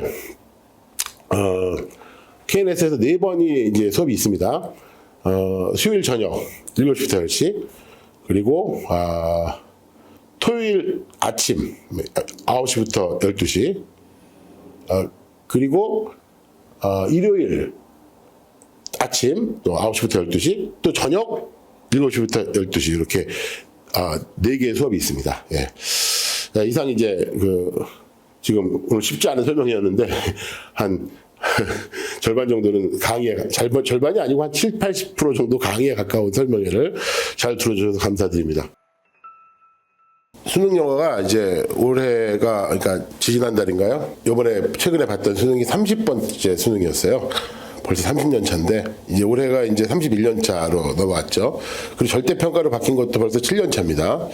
그 30년 동안 많이 진화를 해왔고요. 저는 뭐 거의 초창기부터 쭉 수능 영어만 집중해서 이제 가르쳐 오고 있는데, 최근에는 이제 강남 종로학원에서 재수종합반 원장을 하면서 이제 강의를 조금 이제 놨다가 다시 아주 최근에는 여기서 또 수능 영어의 강의에 전념하고 있습니다. 근데 이제 수능 영어라는 것이 이제 초창기 때하고는 많이 달라져서 아마 어머님들 수능 세대이실 텐데 그때하고 많이 다릅니다. 그리고 이제 절대평가로 변한 다음에 좀 요동을 쳤어요. 난이도라든가 뭐 여러 가지 경향들이. 그러다가 최근 몇 년 사이에 이것이 급격하게 안정화되는 분위기입니다. 이게 딱 이렇게 세팅이 다 돼가지고 이제 더 이상의 뭐 심유형이 나올 것도 없고 아마도 쭉 이렇게 뭐 킬러 문항은 킬러 문항대로 뭐 준킬러 문항은 준킬러 문항대로 뭐 킬러 문항이 뭔지 준킬러 문항이 뭔지 뭐 이런 것들을 좀 설명을 해드리려고 합니다. 자. 이제 최근 수능 영어의 그 4가지 중요한 어떤 트렌드 면에 있어서 4가지 중요한 거를 말씀을 드릴게요. 우선 아시는 대로 절대평가입니다. 절대평가라서 이제 어떤 면이 있냐면 좀 공부를 등한시할 자꾸 이제 프라이어리티에서 우선순위에서 뒤로 밀리다 보니까 수학 먼저, 그 다음에 국어, 그 다음에 심지어 탐구까지 하고 영어를 하려다 보니까 영어 공부를 거의 안 하고 있는 것이 이제 현실입니다. 그런데 스카이를 가려면, 그리고 의대를 가려면 영어 1등급은 필수입니다. 그런데 자, 여기서 딜레마가 발생합니다. 여기서 딜레마가 이제 있습니다. 무슨 말이냐면 말씀드린 대로 시간 투자는 최소화하는 게 맞죠. 근데 그 최소화된 시간이라는 것은 결국은 거의 안 하다시피 하는 수준으로 이제 상위권일수록 영어 좀 한다 해서 거의 뭐 자꾸 미루다 보니까 거의 안 하다시피 하고서 이제 모의고사 보고서 조금 이제 뭐 좀 충격 받을 때도 있고 뭐 이런 정도 하다가 이제 나중에 실전 모의고사 좀 몇 개 풀어보고서 수능 시험장에 들어가는데 그러다가 모의고사 때 나오던 등급도 안 나오는, 즉 1등급 받기가 쉽지 않다라는 거예요. 이것이 이제 딜레마죠. 어떻게 할 것이냐. 그렇다고 시간을 많이 투자할 수도 없고. 자, 그래서 이제 뭐 당연한 얘기입니다만은 두 마리 토끼를 이게 잡아야 되는데 잡을 수 있습니다. 방법을 정확히 알면 되고 또 경향을 정확히 알면 됩니다. 너무 간단한 말인데 그걸 이제 오늘 좀 말씀드리려고 그래요. 두 번째는 EBS 직접 연계가 작년부터 폐지가 돼가지고 더욱더 어려운 상황이 됐습니다. 무슨 말이냐면 EBS 직접 연계라는 것은 간단히 말씀드리면 뭐 지나간 얘기니까 자세히 말씀을 안 드릴게요. 상당히 유의미한 그 유형들에서, 즉 킬러 문항 내지는 준킬러 문항, 뭐 빈칸 순서 삽입, 그리고 어법 어휘 이런 데서 7문제가, 그러니까 킬러 문제가 한 14문항 정도 돼요. 근데 그 14문항 정도 된다고 했을 때 그 정확히 절반이 직접 연계가 됐었거든요. 재작년까지는. 직접 연계라는 게 뭐냐면은 EBS 교재 3권, 연계 교재 3권에서 그냥 그 지문을 그대로 활용해서 문제를 낸다는 거예요. 예컨대 뭐 EBS 교재에 빈칸 추론 유형으로 나와 있던 걸 갖다가 주제로 바꿔서 주제를 묻는 문제로 또는 그 반대로 이렇게 하다 보니까 EBS를 공부했던 학생들은 뭐 3권밖에 안 되니까 분량도 많지도 않아요. 옛날에 그 상대평가 때는 연계 교재가 뭐 7권, 8권까지 막 갔었는데 많이 줄어가지고 연계 교재가 3권이에요. 뭐 지금도 간접 연계라고는 합니다만 간접 연계가 뭔지 좀 이따 말씀드릴게요. 우선 이 직접 연계가 어땠었냐. 그 3권 정도의 교재를 잘 공부를 하면 거기서 7문제의 유의미한 유형들 중에서 7문제가 직접 연계돼 버리다 보니까 그건 거의 10초 컷, 20초 컷으로 답을 털고 갑니다. 그래서 시간을 최소 7분에서 최대한 10분 정도까지 세이브를 시키는 효과가 있어요. 근데 이제 그것이 지금 없어졌습니다. 간접 연계로 전환됐다 하는데 그것은 약간 좀 이렇게 말이 안 되는 얘기입니다. 간접 연계라는 것은 사실상 비연계입니다. 간접 연계는 사실상 비연계다. 왜냐하면은 간접 연계는 이제 소재 연계라는 얘기인데, 그러니까 뭐 예컨대 EBS 교재에 어떤 문제가 글로벌 워밍, 지구 온난화를 다루는 글이었다. 그러면 그 글이 아니라, 그 지문이 아니라 지구 온난화를 다루는 다른 글에 어떤 한 토막을 갖고 와서 이제 그걸 문제를 낸다는 거니까 아무 의미가 없습니다. 그래서 체감 연계율 0%입니다. 그래서 비연계라고 할 수 있고요. 그렇다면 직접 연계가 폐지된 효과는 무엇이냐? 결과는 무엇이냐면 직접 연계 7문제가 될 때에 비해서 시험 시간이 10분 정도가 줄어든 거예요. 엄청난 거죠. 이게 총 70분이거든요. 그 러닝 타임이. 그 중에 듣기 빼면 이제 50분이에요. 50분에서 총 28문제를, 그러니까 45문제 중에 17문제가 듣기니까, 그건 그냥 흘러가는 거고, 이제 나머지 28문제를 50분 안에 이제 OMR 마킹까지 다 끝내야 되는데, 그 50분이라는 그 제한된 시간 내에 28문제를, 그것도 난이도가 꽤 킬러 문제, 준킬러 문제 이런 그 거기 사용되는 지문들을 보면 굉장히 추상적이고 막 철학적이고 이래가지고 읽는데 시간이 꽤 걸립니다 이게. 근데 그걸 갖다가 다 해결한다? 사실상 직접 연계에 도움을 받았기 때문에 그것이 가능해서 그나마 1등을 가는 게 수월했던 거지. 당장 간접 연구로 바꾸니까 1등급 비율이 확 떨어져 버렸어요. 그리고 애들이 되게 어려움을 호소하고 있고, 일단 시간이 쫓긴다는 얘기를 많이 해요. 시험 시간을 어떻게 안배해야 될지 모르겠다. 풀다 보면 보통 빈칸을 제일 나중에 풀거든요. 제일 어렵다 보니까. 근데 이제 빈칸 네 문제를 그리고 또 21번 함의추론이라 그래서 그것도 빈칸 비슷한 거 있는데 그 총 5문제 합하면 13점이에요. 13점 그게. 그걸 갖다가 미뤄뒀다가 결국은 찍어버리는 찍을 수밖에 없는 시간이 없어서 뭐 그런 이제 지금 상황입니다. 자, 그러면 이제 세 번째로 넘어갈게요. 자, 직접 연계는 폐지됐고 그래서 이제 어떤 진검승부를 해야 되는 상황에서 가뜩이나 최소 시간 투자로 1등급 따기 어려운데 더 어려워진 상황에서 그럼 텍스트는 뭐로 할 것이냐? 그동안 직접 연계될 때는 당연히 기본 텍스트가 EBS 그 세 권의 연계 교재였습니다.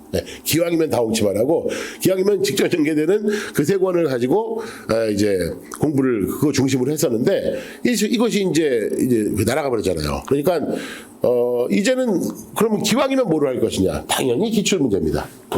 이제는 기출의 시대가 열린 거예요. 기출의 시대가. 그러니까 EBS의 빈자리를 그 컨텐츠상의 빈자리를 고스란히 기출 문제가 이제 차지하게 된 겁니다. 그동안에도 기출 문제가 뭐 중요하긴 했지만 EBS가 먼저였거든요. 우선순위가. 그러다 보면 기출 문제는 뭐 별로 이렇게 한 번 정도 풀어보는 정도나 할까? 이렇게 가지고 그걸 가지고 분석적으로 공부하고 반복해서 그걸 가지고 거기서 뭐 모든 공부를 하는 그런 시대가 아니었어요. 근데 이제는 그런 시대가 된 거예요. 한마디로 EBS의 시대는 가고 기출의 시대가 왔다. 그럼 기출이라고 하는 것은 도대체 그 범위가 어디까지냐? 우선 이게 제가 이제 경향이 자꾸 이제 수능 영어가 자꾸 이제 진화했다 그랬잖아요. 그러니까 기왕이면 옛날 거에도 좋은 문제들이 좀 많이 있는데 이제 거기에 좀 지금하고 결이 맞지 않은 문제들도 많이 있어서 기왕이면 벌써 이제 절대평가로 바뀐 지도 7년 차니까 그동안 그 7년 전부터 나왔던 그 절대평가 시대에 치러진 그 수능 그리고 수능뿐만 아니라 수능을 출제하는 기관이 평가원이잖아요. 평가원에서 6월, 9월 실시하는 또 수능 모의평가가 있습니다. 그거까지. 그러면 이제 1년에 3번씩 이제 보잖아요. 말하자면 평가원에서 출제하는 시험 그 기출 문제가 3번씩 쏟아져 나옵니다. 그 쏟아져 나오는 모든 문제들이 다 이렇게 우리가 공부의 어떤 텍스트를 삼고 그럴 것이 아니라 그 시간 낭비고요. 거기서 뭐 도표 문제 듣기는 이제 빼고 도표 문제라든지 뭐 일치 불일치 이런 것들은 뭐 무의미합니다. 어차피 정답률이 뭐 98%막 이렇게 됩니다. 눈만 달려 있으면 풀 수 있는 문제들 그런 거 말고 소위 그 빈칸 추론. 그리고 킬러 문제 있잖아요. 빈순삽이라고 합니다. 빈칸 추론 4문제. 아까 말씀드린 대로 실제로는 함의 추론까지 5문제라 그랬죠. 합이 13점. 그리고 또 순서와 삽입. 합이 또 10점입니다. 이게. 이렇게 해서 거기다가 이제 뭐 어휘가 2문제가 나오는데 이런 것까지 이제 포함해서 준킬러로 이제 주제 제목 이런 것까지 포함하면은 한 14문제씩이 되게 그 매번 시험 볼 때마다 그 14지문은 굉장히 그 퀄리티가 뛰어나고 여러 번 반복해서 텍스트로 삼아서 수능 영어를 공부할 만합니다. 그 이상의 텍스트는 없습니다. 그러니까 그게 벌써 양 있게 됩니다. 거기다 플러스 평가원에서 출제하는 건 아니지만은 1년에 4번 그 교육청에서 출제하는 전국 모의고사가 또 있습니다. 고3 전국 모의고사. 지금 이제 말씀드리는 건 전부 고3 기준입니다. 고1, 2들도 고3 자료를 갖고 공부를 해야 돼요. 고1, 2의 그 모의고사 기출 문제들 이런 것들은 사실은 논리를 물어보지도 않고 또 구문도 쉽고 그래가지고 별로 공부가 안 됩니다. 거기서 1등급 받았다고 해가지고 뭐 그걸 믿으면 안 됩니다. 전혀 다른. 그러니까 좀 과장해서 말씀드리는 것 같지만 전혀 다릅니다. 전혀. 이거 이렇게 말하면 좀 과장이겠지만 아주 과언은 아닙니다. 그래서 뭐 고1 때 수능 모의고사가 뭐 몇 등급이다, 고2 때 몇 등급이다, 그 고1, 고2 문제로 몇 등급이다라는 것은 그냥 잊어버리시면 됩니다. 고3 문제로 그것도 주어진 시간 안에 몇 등급이 나오느냐가 중요한 거거든요. 실제로 고3 그 기출 문제로 주어진 시간에 1등급 받는 건 쉬운 게 아닙니다. 매우 어렵습니다. 그건 사실. 그래서 이제 교육청 기출문제 말씀드리면 교육청 기출문제도 이제 1년에 4번이나 나와요. 3월, 4월, 7월, 10월 이렇게 나오는데 그것도 이제 최근에 옛날에는 조금 좀 별로였던 문제들도 많이 있었는데 최근에는 절대평가 들어오고 나서 특히 최근 한 6, 7년간에는 굉장히 좋아요. 평가원급이에요. 다 아주 고퀄의 그런 질문들입니다. 거기까지. 그것만 해도 다 못합니다. 그걸 텍스트를 삼아서 그걸로 공부를 해야 됩니다. 거기서 단어도 그걸로 공부하고 구문도 그걸로 공부하고 논리 논리도 그걸로 공부하고, 오답 선지, 매력적 오답 제거하는 방법, 오답 속어법이라고 하는데 그런 것도 그걸로 공부해야 됩니다. 그래야 아까 말씀드린 첫 번째 딜레마. 그 최소 시간 투자로 1등급이 될 수가 있는 것입니다. 그러니까 영어에 뭐 이것저것 다 공부해가지고 영어의 왕이 되겠다. 그거는 넌센스입니다. 말도 안 됩니다. 영어의 분야가 얼마나 넓은데 영어의 바다라고 그러잖아요, 그죠? 그러니까 딱 수능 영어.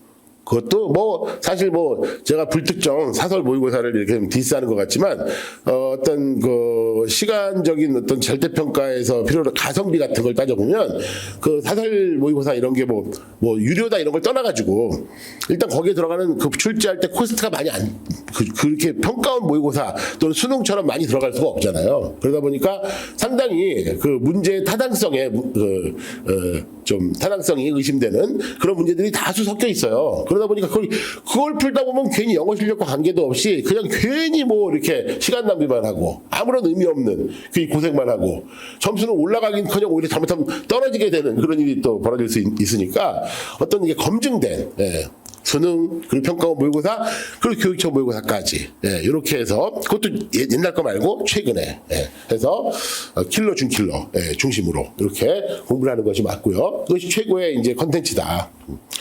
마지막으로 한마디 더 말씀드리면은 그 이제 네 번째 논리 독해란 무슨 말이냐면 자 최근 수능 영어의 경향은 뭐냐면요. 한마디로 말씀을 드릴게요.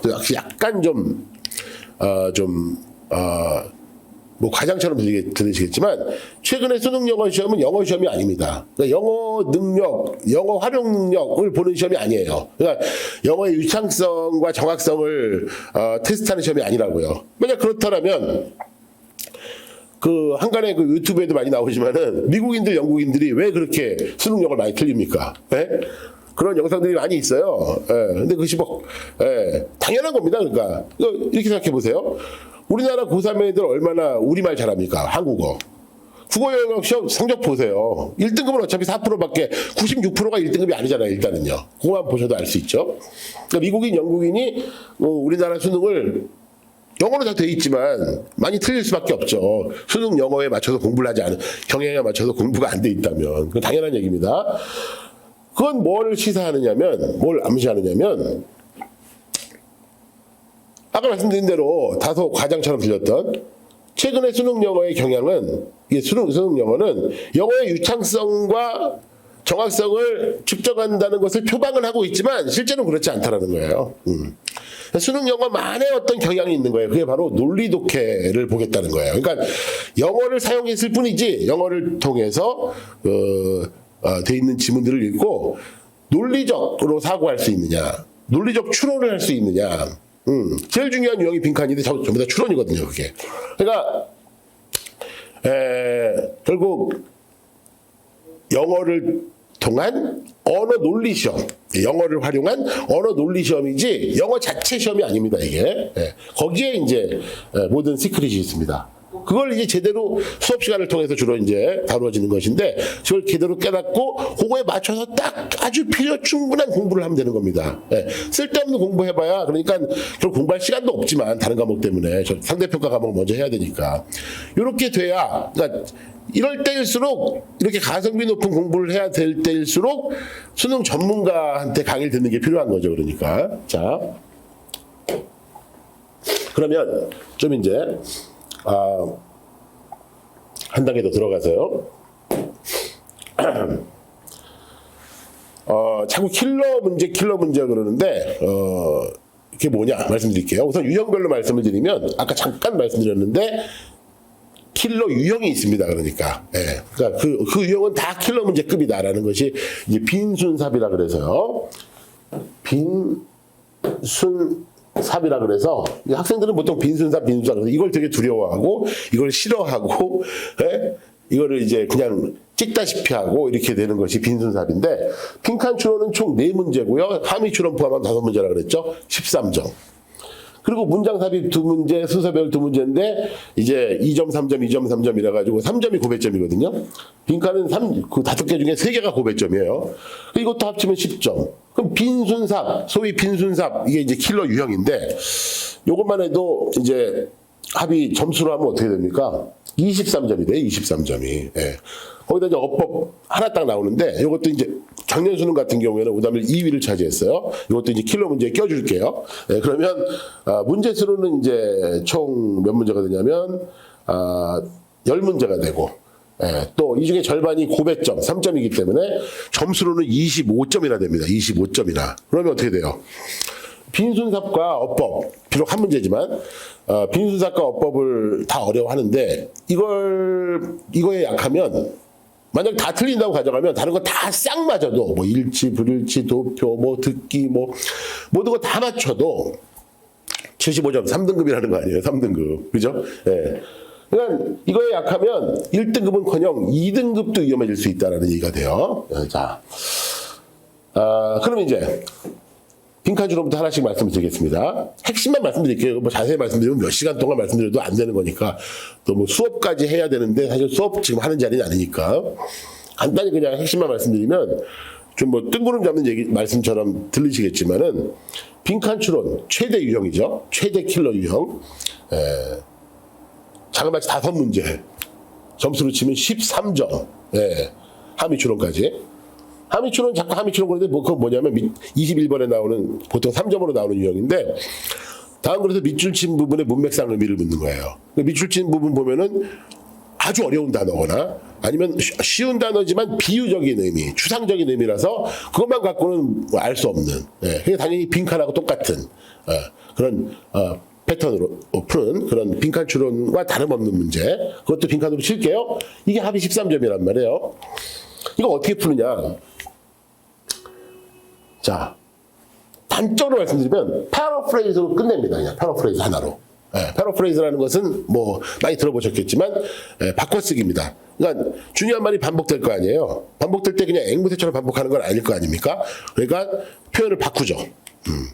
동의어로 바꾸든 동의어는 아니지만 문맥상의 동의어라고 하는데 사전적인 동의어는 아니지만 뭔가 이 글 속에서는 같은 말 이런 아니면 표현 방식 자체를 바꾸든지 해서 이렇게 패러프레이즈가 몇 번 들어가죠. 그 중에 한 군데를 빈칸으로 내는 거예요. 아시겠습니까? 아니면 그 중에 한 군데와 반대되는 부분 컨트라스트.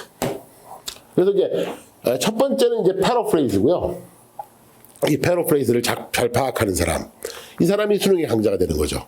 두 번째는 이제 컨트라스트입니다. A하고 B가 대조가 되네. 이것만 느껴져도 한결 쉬워져요.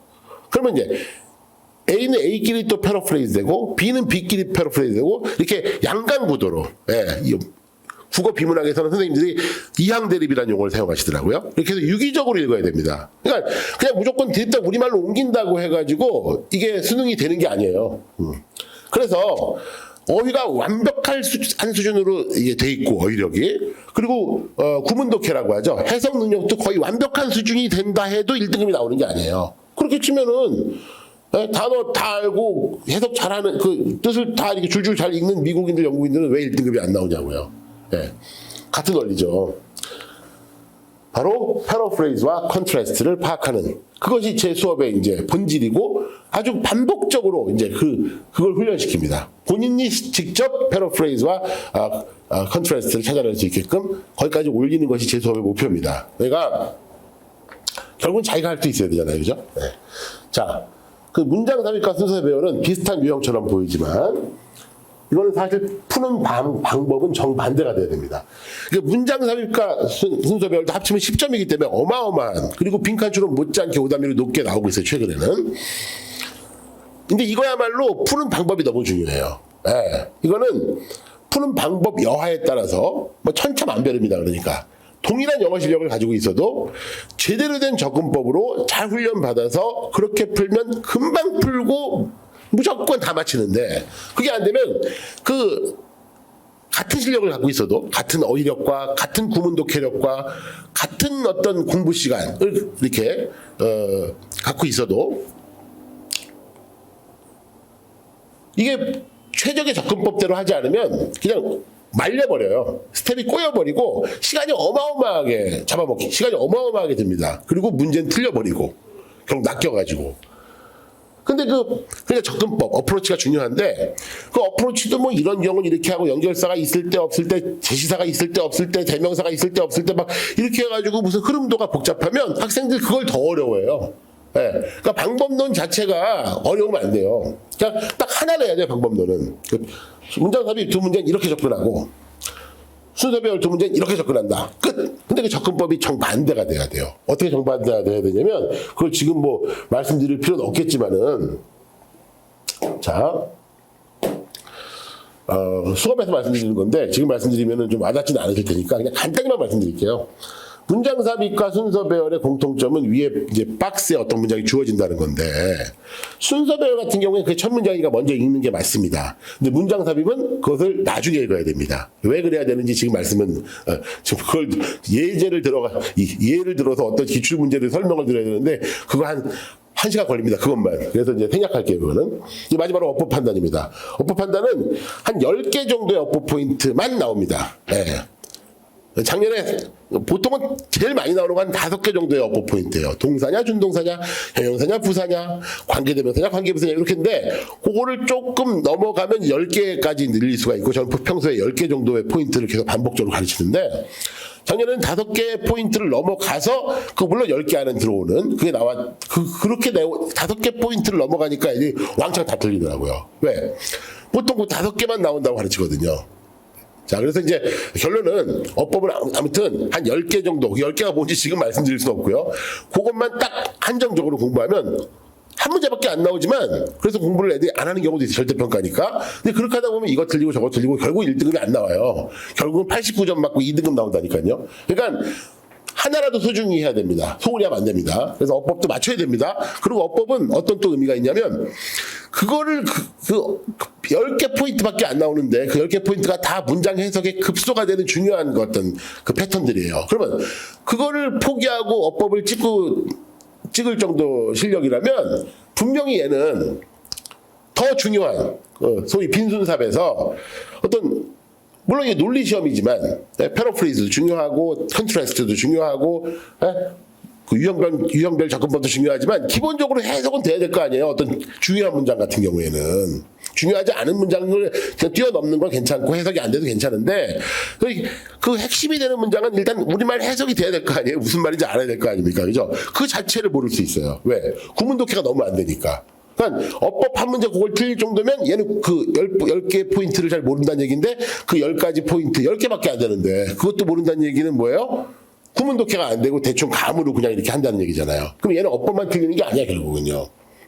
결국은 빈칸에서도 한 두어 개 틀리고 순서삽입도 그냥 하나씩 틀리고 하다 보면 결국 1등은 절대 안 나옵니다. 네, 그래서 어쨌든 어법 한 문제까지 끼워서 총 10문제 이걸 이제 킬러 유형이라고 합니다. 이 중에서 이제 정말 그때는 이제 그때 케이스 바이 케이스인데 어려워서 1등급과 2등급을 변별하는 문제를 킬러 문제라고 하고 그리고 그 정도까지는 아니지만 2등급과 3등급을 변별하는 문제도 이 속에 있어요. 그것도 준킬러라고 하고 그래서 하는 겁니다. 합쳐서 이거를 이제 유형별로는 킬러 유형이라고 합니다.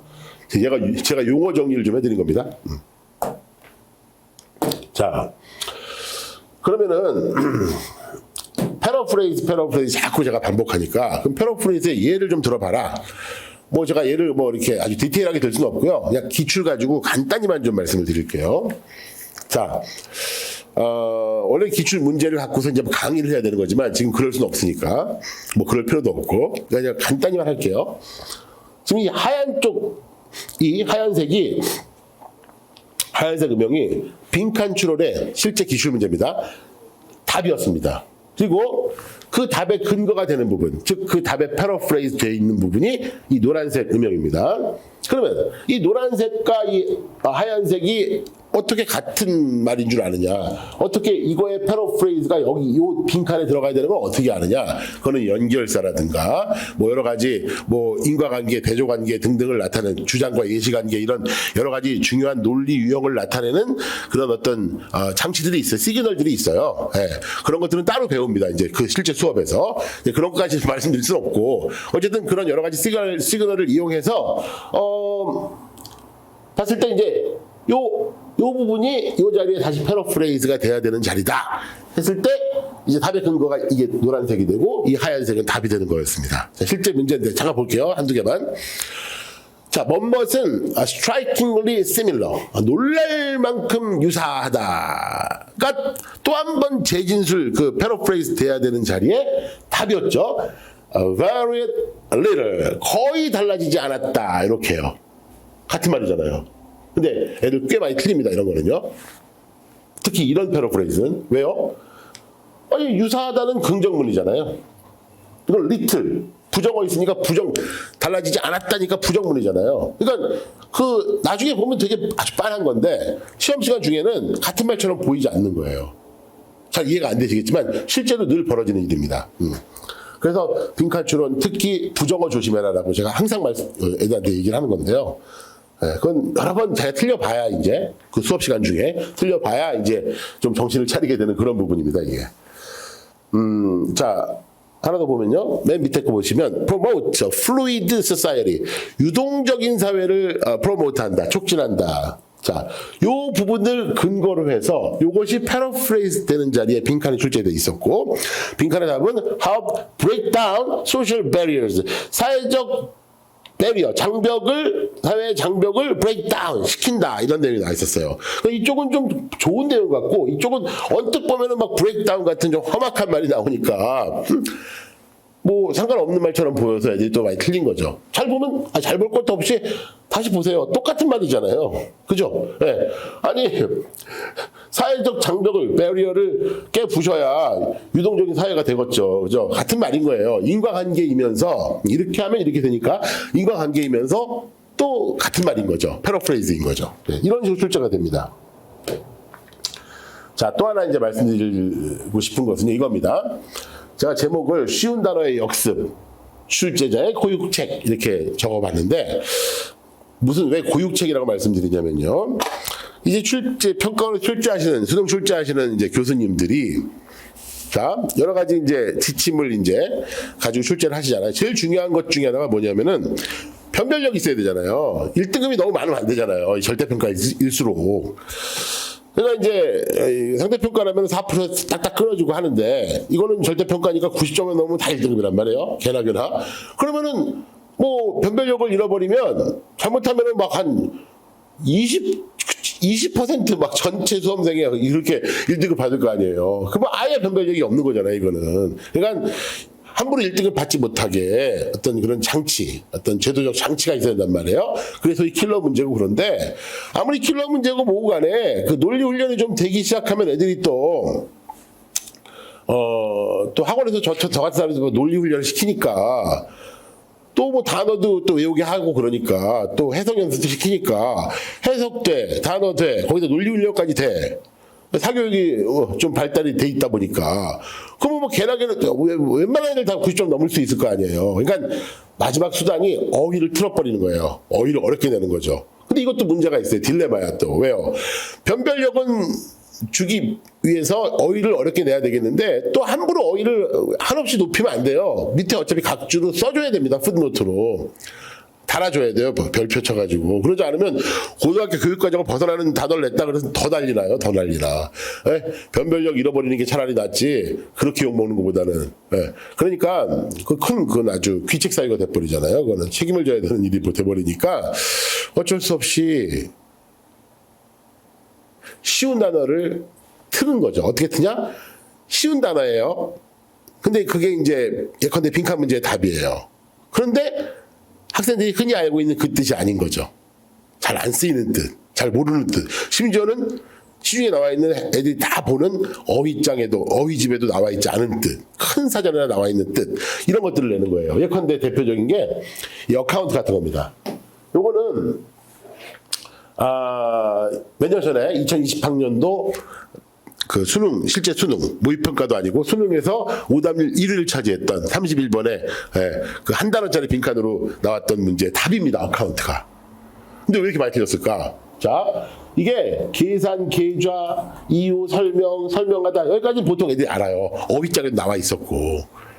근데 중요성이라는 뜻으로 출제되니까 왕창 다 틀려버렸습니다. 어휘장 외울 때도 이 뜻은 없었거든요. 물론 지금은 있습니다. 개정판에는 이걸 살짝 집어넣었죠, 당연히. 네, 모든 어휘장이. 그렇지 않겠습니까? 근데 그 전에 분명히 없었어요. 옛날 그 버전을 갖고 있으면 이제 비교가 되겠죠. 그런 식이에요. 뒤통수 치는 거죠, 한마디로. 그런 경우가 많죠. 뭐 근데 웬만한 것들은 뭐 어휘장에 나와 있긴 합니다만, 예컨대 게임 같은 경우엔 어휘장에 경기도 있고 사냥감도 있어요. 근데 사냥감한테는 보통 안 해온단 말이에요. 이게 그리고 게임 자체가 또 이거는 어휘장에 있고 없고를 떠나서 중학교 어휘장에만 있고 수능 어휘장에 또 단어 자체가 빠져 있죠. 왜요? 게임을 수능 단어장에 쓰면은 이게 단어장 권위가 떨어지잖아요. 근데 실제로 게임이라는 단어는 컴퓨터 게임 말고 사냥감이란 뜻으로 수능에 5번 출제, 5번이나 출제가 됐습니다, 이게. 예.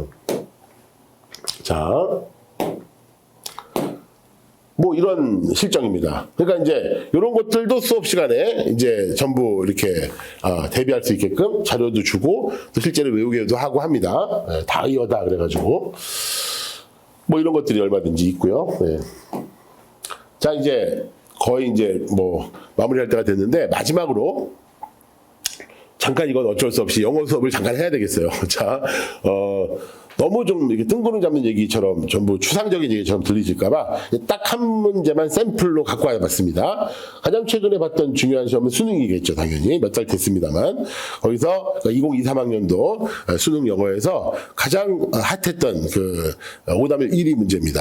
논란이 되기까지 했던, 이거 너무 어려운 거 아니냐. 별로 어려운 거 아니라는 걸 좀 보여드리고 싶어서 훈련이 잘 돼 있다면 좋은 강의를 듣고 아주 가성비 높은 공부를 하고 제대로 된 방향을 간다면 그 학생들한테는 거의 껌이다라는 걸 말씀을 드리고 싶어서 제가 이거 갖고 나가봤습니다. 자, 이거 갖다가 뭐 학생들한테 수업하듯이 이렇게 디테일하게 해드릴 수는 없고요. 시간 관계도 있고 지금 또 시간을 뭐 제가 이제 좀 더 써서 할 수는 있는데 그렇게 하면 좀 분위기가 되게 안 좋아질 것 같아서 막 퇴장을 하실 것 같아서 그냥 좀 간단히 말하겠습니다. 자, 이게 이제 그 화제가 됐던 최근에 오답률 1위 그 문제입니다. 83%의 오답률인데 굉장한 거죠, 이게. 예. 주관식이 아니잖아요. 객관식 오지선다인데 83%라는 얘기는 어떤 선을 넘은 거죠, 벌써. 웬만한 애들은 다 찍다시피 했다라는 겁니다. 자, 근데 알고 보면 별게 없습니다, 이게. 자, 아까 말씀드린 그런 요소들로 충분히 풀 수 있는 문제였어요. 보세요. 우선 반복되는 말, 밑줄 친 그 파란 밑줄 있죠. 보라색인가요? 보라색 밑줄 친 부분이 5번 나오죠. 그죠? 예. 요걸 제가, 편의상 수학에서 T로 치환 많이 하잖아요. 예. T라고 할게요. 예. T가 총 몇 번 나옵니까? 5번 나옵니다. 1번, 2번, 3번, 4번, 5번. 이건 표현만 다르지 다 똑같은 말입니다. 잠깐 볼까요? 세그레게이션 분리예요. 심지어 이 단어 너무 어렵다고 느껴져서 밑에 줬습니다. 그 각주로. 예. 자, 괜히 좀 어떤 컴플레인 나올까봐. 자, 되게 새가슴이죠. 평가원도. 분리입니다. 분리. 세그레게이션. 우리의 consciousness, 의식을 분리하는 거예요. 뭘로? present, past, and future. 현재, 과거, 미래로. 이렇게 탁탁탁 이렇게 3등분 하는 거죠. 곤충을 마치 머리, 가슴, 배로 분리하듯이. 자, 이렇게 하는 것은 뭐 어쩌고저쩌고 하다가 뭐라고 합니까? 또 일단 요 말이 5번 나옵니다. 요 말이, 요 T가. 왜 같은 말인지 잠깐 볼까요? 패러프레이즈 이제 평소에 강의 시간에 훈련시킬 때 제가 이렇게 기출문제 분석을 이렇게 일단 먼저 하거든요. 그 기출문제라는 그 기출문제 공부라는 게 한번 풀어보고 맞았다 그냥 넘어가고 틀렸다 그럼 해석 한번 해보고 이 정도가 기출문제 공부가 아니에요. 그 정도는 기출문제를 분석했다 공부했다라고 한다면 그것을 안 하는 거하고 똑같아요. 그냥 뭐 자기 현상 유지는 될지 모르겠는데 절대로 1등급 2등급 학생이 예를 들어서 고3 기준으로 1등급이 될 수는 없어요. 예, 실력이 늘질 않아요 전혀. 예, 이렇게 해야 됩니다. 잘 보세요. 자, 지금 갑자기 영어 수업 시간이 비슷하게 되버려서 죄송한데 저는 금방 끝내드릴게요. 잠깐 기억하시나요? 자, 의식을 분리한대요. 현재, 과거, 미래로. 같은 말이잖아요. 보세요. 스트럭처링, 구조화시킨다. 우리의 의식, 시간에 대한 우리의 의식을. 같은 말이잖아요. 구조화시킨다는 게 문맥상 뭐겠어요? 현재, 과거, 미래로 세그레게이션, 분리한다는 말 아니겠습니까? 구조화란 말이 좀 어렵나요?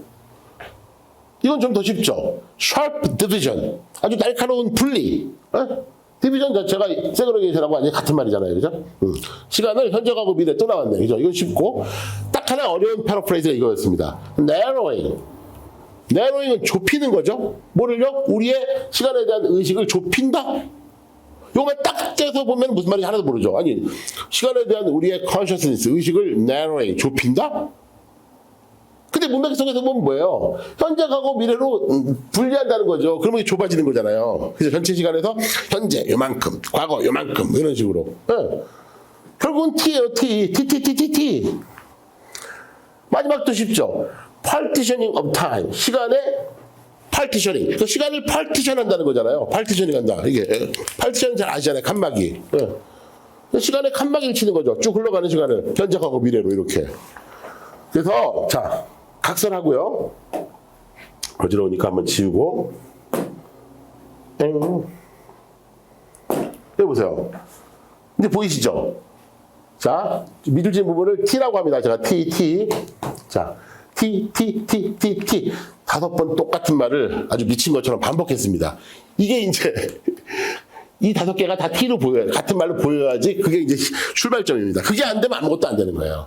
요 패러프레이즈가 안 보이면 이걸 싹 다 우리말로 옮겨봤자 무슨 말인지 모르는 거죠. 네. 많은 학생들이 읽었는데 해석은 했는데 무슨 말인지 모르겠어요. 이해가 안 돼요. 이래요. 해석은 했는데 이해가 안 돼요. 그 해석을 잘못한 거죠. 왜요? 해석은 했는데 이해가 안 된다는 말은 참 바보 같은 말이에요. 네, 해석과 이해는 동의어거든요. interpretation, 해석과 understanding, 이해는 동의어예요.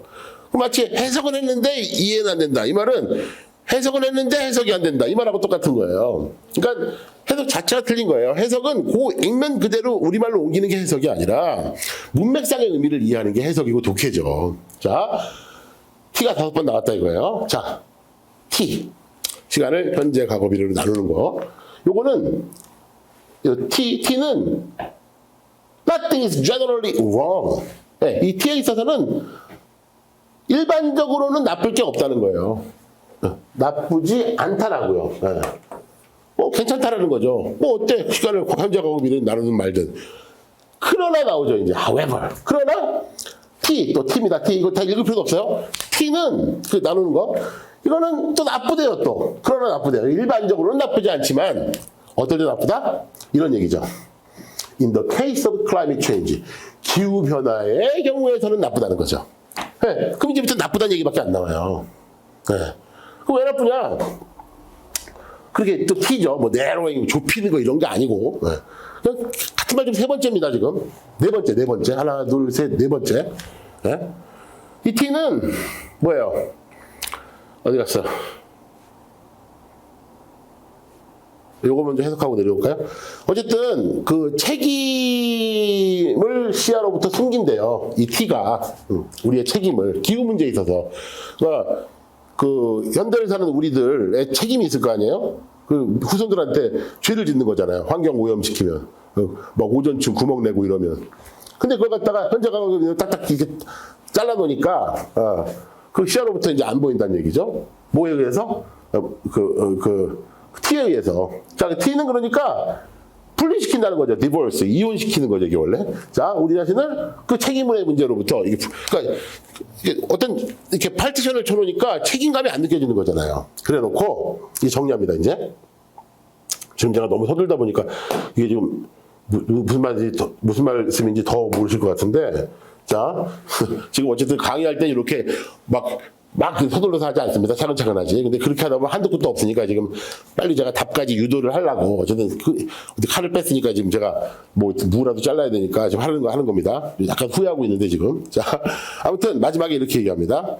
다시 또 기후 문제 얘기를 꺼내고요. 자, 클라이밋 케이스의 경우에서 it is not that A라고 할게요. A가 아니다. it is that B라고 할게요. B다 그랬어요. 자, A가 아니고 B다. A 자리에 이제 빈칸을 넣는 건데, B 자리를 먼저 보면, it is not that A, it is that B니까 A하고 B는 대조가 되니까, B를 뒤집으면 A가 되는 거잖아요. 그래서 컨트레스트로 푸는 것인데, 자, 근데 기본적으로 패러프레이징 돼 있고요. 자, A가 아니다. 그럼 뭐다? 그것은 그 현실이 가려진다는 것이다. 시야로부터. 뭐에 의해서? T에 의해서. T가 뭐예요? 그 5번째 반복됐죠. 네? 시간을 펼쳐가는 거에 의해서. And so, 그래서 questions of responsibility, 책임의 문제가 toward the past and future, 과거나 현재에 대한 어떤 책임의 문제가 did not arise naturally. 네? 당연히 alright 떠오르지 않는다. 책임의 문제가 아예 머릿속에 생기지 않는다는 거예요. 책임감을 못 느낀다는 거죠. 뭐가 아니라 자 여기 보세요.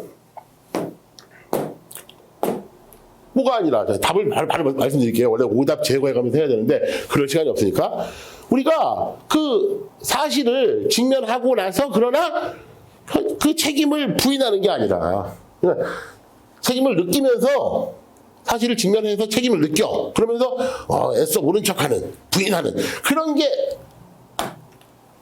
아니라 책임감의 문제가 아예 떠오르질 않는다. 책임을 아예 못 느낀다는 거죠. 알고 부인하는 게 아니라. 그래서 딱 대조가 되잖아요. 네.